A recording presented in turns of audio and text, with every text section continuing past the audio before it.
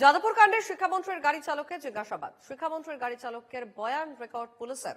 যাদবপুর থানায় জিজ্ঞাসাবাদ তদন্তকারীদের এবং গত 1 মার্চ যাদবপুর বিশ্ববিদ্যালয়ে কি ঘটনা ঘটেছিল তা জানতে শিক্ষামন্ত্রীর গাড়ি চালকের জিজ্ঞাসাবাদ।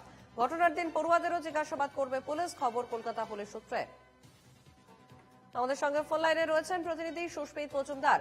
সুস্মিত, যাদবপুর কাণ্ডে এবার ব্রাত্য বসুর গাড়ি চালকেও জিজ্ঞাসাবাদ।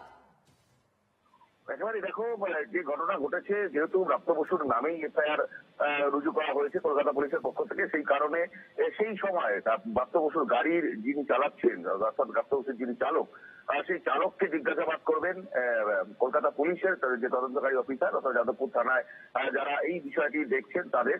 যেমনটা জানা গিয়েছে যে সেই দিন গাড়ি চালক তিনি কেন এই ঘটনা ঘটেছিল, কিভাবে এই ঘটনা ঘটেছিল, সম্পূর্ণ বিষয় পুঙ্খানুপুঙ্খভাবে তাকে সামনাসামনি বসিয়ে জেরা করতে চাইছেন।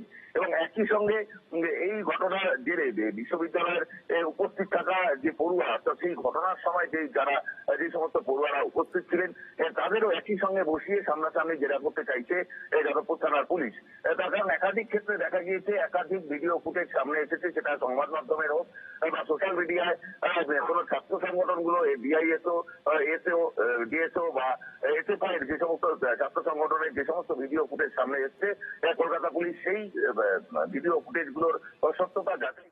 বেশ, ধন্যবাদ সুস্মিত। আমাদের সঙ্গে ফোন লাইনে ছিলেন আমাদের প্রতিনিধি সুস্মিত মজুমদার।